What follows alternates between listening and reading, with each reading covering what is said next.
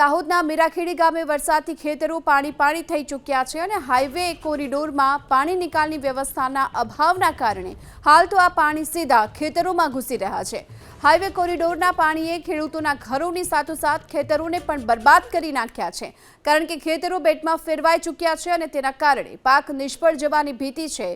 જેસીબીની મદદથી હાલ પાણીના નિકાલ માટેની વ્યવસ્થા અહીં કરવામાં આવી છે। तो हाईवे परना कोरिडोरनी आ कामगीरीना कारणे खेतरो बेटमां फेरवाई चूक्या छे, रोड रस्ता पर पाणी भराई चूक्या छे। वरसाद वरसेलो छे ने हाल आपणे छे जे मीराखेડીના જે કોરિડોર છે ત્યાં કામગીરી ચાલી છે। ખાસ કરીને આ જે વિસ્તાર છે કે જ્યાં પાણી ભરાતા ઘરોમાં પાણી ભરાતા રસ્તા ઉપર ખેતરોમાં પાણી ભરાતા હાલ તો જે દાહોદ લીંબડી હાઈવે છે એ પણ બંધ થયો હતો કે પાણી ઓસરતા અહીં જે જેસીબીની મદદ લેવામાં આવી હતી, ત્યારબાદ પાણી નિકાલવાની કામગીરી હાથ ધોવા મળી છે। જોઈ શકો છો મારી પાછળ કે જે ગ્રામજનો હોય છે શું મુશ્કેલી પડી છે, શું કહેશો?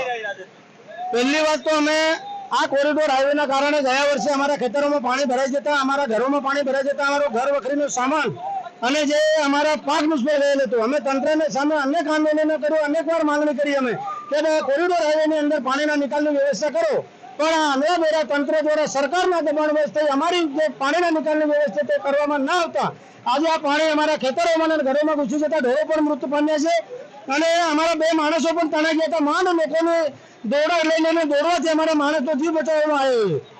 કહી શકાય કે લોકોને જીવ બચાવ્યો છે, શું કહેશો આપ? આમાં આ નેશનલ કોરિડોર ના જે ઓથોરિટીના માણસો છે અને તંત્ર છે એ લોકોની ઘોર બેદરકારીના કારણે આ અમારી હાલત વસ્તી ગામની આ રીતની થઈ છે।